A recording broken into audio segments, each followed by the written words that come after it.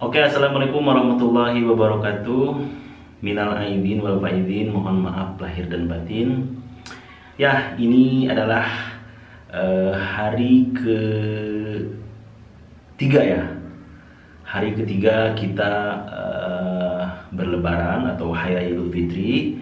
Jadi pertama-tama gue mau ngucapin beribu-ribu kata maaf dari gue untuk temen-temen yang ada di Malaysia semua, yang ada di Taiwan, yang ada di Hong Kong, yang ada di Arab Saudi, yang ada di Korea.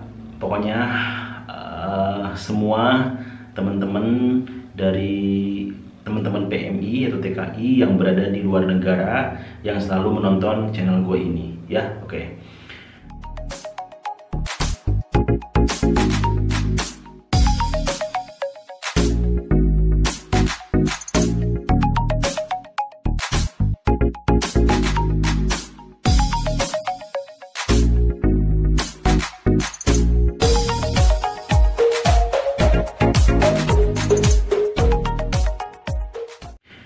Nah, seperti apa coba kalian ceritakan pengalaman kalian di Lebaran atau Hari Raya Idul Fitri ini di tahun 2020 ini seperti apa, yang pastinya berbeda sekali dengan tahun-tahun sebelumnya. Oke?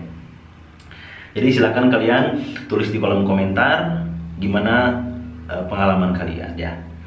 Nah, di sini gue akan membahas tentang masih banyaknya orang yang belum tahu atau belum mengerti, ataupun yang banyak yang minta gue untuk menjelaskan tentang hal ini. Jadi bagaimana sih untuk sekarang mau pulang ke Indonesia itu, apa saja yang diperlukan agar para PMI bisa pulang ke negara Indonesia, ke negaranya sendiri gitu ya.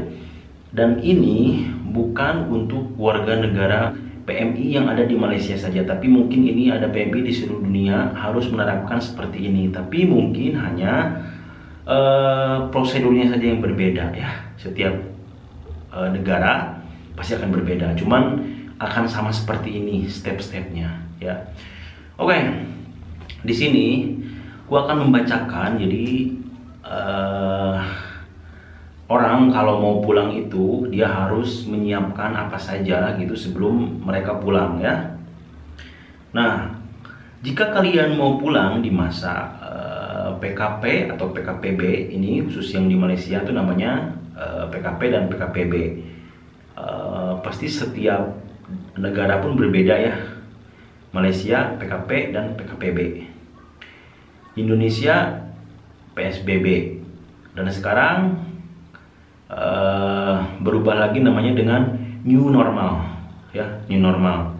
Tapi pas dilihat syaratnya atau seperti apa new normal itu, ternyata wah sama kayak PSBB Malaysia gitu. Jadi bersyarat, ada yang boleh dibuka step by step, dibuka fase-fasenya, di fase pertama dibuka apa, fase kedua dibuka apa, dan seterusnya seperti itu, sama seperti PKPB. Terus lagi, jadi masih banyak juga yang bertanya tentang apakah kita boleh pulang pada masa PKP atau PKPB ini. Jawabannya ya bisa ya. Jadi jawabannya kalian bisa pulang. Terus juga kalau misalkan kalian mau pulang itu, kalian harus menyiapkan surat-surat kalian, dokumen-dokumen kalian ya. Jadi intinya kalian harus mempunyai surat jalan dari KBRI ya, atau KJRI gitu. Pokoknya kalian harus minta surat perjalanan menerangkan bahwa kalian itu benar-benar PMI dan akan pulang ke negaranya kalian. Jadi harus ada ini ya, harus ada surat jalan. Nanti di surat jalan ini bagaimana sih cara memohonnya dan apa saja sih yang harus disiapkan ya. Terus untuk yang di Malaysia atau yang di Kuala Lumpur ya gitu, jadi memohonnya itu harus via email ya. Nanti emailnya mungkin akan gue simpan di sini ya. Nah di sini Emailnya tuh di sini. Jadi kalian harus mengirimkan email ke sini. Apa saja sih yang harus dikirimkan itu? Yang pertama, kalian harus mengirimkan salinan paspor yang masih berlaku. Jadi kopian paspor ataupun scan ya, di scan yang masih berlaku. Yang kedua, salinan permit yang masih berlaku atau permit yang habis pada saat periode perintah kawalan ya. Jadi kalian harus mengirimkan si permit yang masih hidup, di scan juga sama dengan salinan paspor tadi. Ataupun misalkan kalian permitnya sudah mati pun harus ada surat perjalanan dari KBRI. Jadi mau yang permitnya masih hidup atau yang permitnya mati pada masa PKP ini habis kontrak pun tetap harus ada surat jalan dari KBRI. Jadi kalian nggak bisa langsung main pulang aja. Sekarang harus ada surat jalan dari KBRI. Yang ketiga, kalian harus mempunyai salinan tiket perjalanan yang masih berlaku. Jika mempunyai tiket perjalanan lanjutan, semisalnya dari Jakarta menuju ke daerah asal, harap dilampirkan jika pemohon lebih dari 4 agar membuat daftar nama, nomor paspor, tanggal keberangkatan, tujuan, kode penerbangan, nama ferinya atau maskapai apa ya. Jadi harus ada tiket. Kalau misalkan kalian mau naik pesawat harus ada tiket pesawat. Terus sampai ke Jakarta, misalkan dari Jakarta kalian mau melanjutkan penerbangan lagi ke daerah kalian masing-masing, harus ada juga. Jadi karena untuk memudahkan pihak pemerintah yang ada di Indonesia atau pihak apa ya, yang orang yang berjaga di airport itu, memudahkan kalian untuk memulangkan kalian ke ke daerah kalian masing-masing. Karena sekarang pun kan airport itu atau transportasi umum di Indonesia dibatasi. Jadi tidak boleh orang yang tidak punya kepentingan khusus itu naik pesawat atau pulang ke daerah kalian ke daerah masing-masing ya. Jadi harus ada alasan-alasannya. Seperti yang pernah dibahas juga di video sebelumnya, kalau orang yang mau naik pesawat dari Indonesia ke daerah itu hanya orang yang kepentingan pemerintah ya, pemerintahan, misalkan bupati atau yang lain-lainnya, wali kota atau yang pengurusan kepemerintahan boleh. Terus lagi orang yang mau mengantarkan keluarganya yang sakit berobat ya, ataupun mau menjenguk orang yang sakit, tapi ini harus ada bukti juga, baru boleh pulang. Yang terakhir ialah TKI, TKW atau PMI yang dari luar negeri mau masuk ke Indonesia, itu pun boleh diperbolehkan untuk menaiki pesawat yang ada di Indonesia, tapi dengan syarat harus ada surat keterangan dari KBRI, terus surat tes COVID-19. Jadi harus ada beberapa syarat yang harus dipenuhi kalian kalau kalian mau pulang ke daerah masing-masing.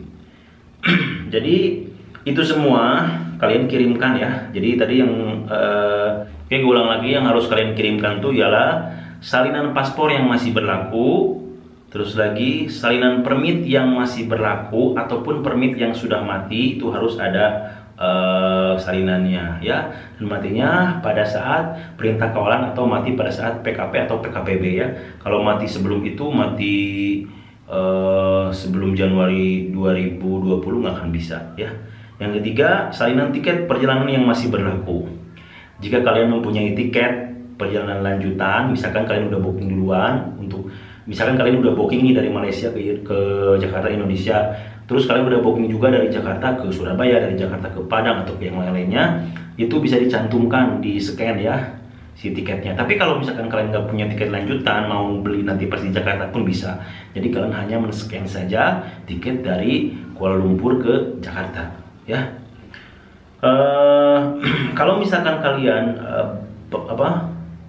mau pulang banyakkan, bergrup lebih dari 4 orang, itu tinggal kalian membuat daftar nama saja.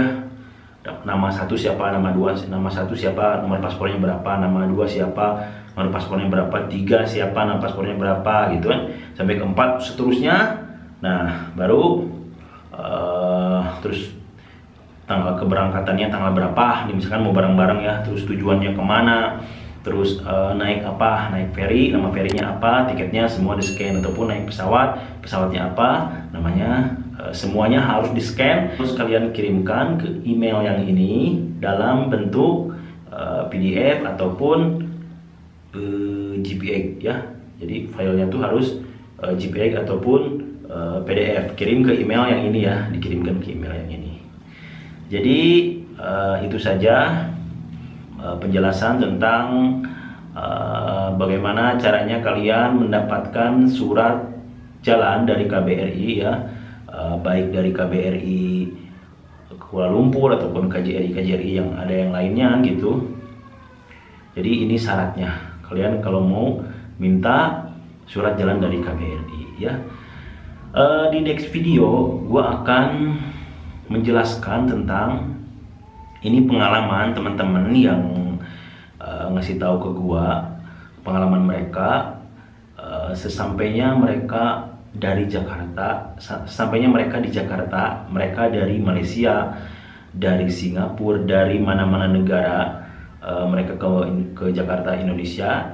Sampai di Jakarta itu mereka ngapain, nanti gua akan bahas di video selanjutnya ya. Oke, mungkin video kali ini cukup sampai di sini dulu ya. Sekali lagi, minal aidin wal faizin, mohon maaf lahir dan batin ya. Oke. Ini yang belum subscribe, kalian subscribe dulu channel ini agar channel ini terus memberikan informasi yang tentunya kalian perlukan ya. Jadi tolong subscribe channel ini, terus share sebanyak-banyaknya, dan kalian komen di bawah. Oke, terima kasih. Assalamualaikum warahmatullahi wabarakatuh.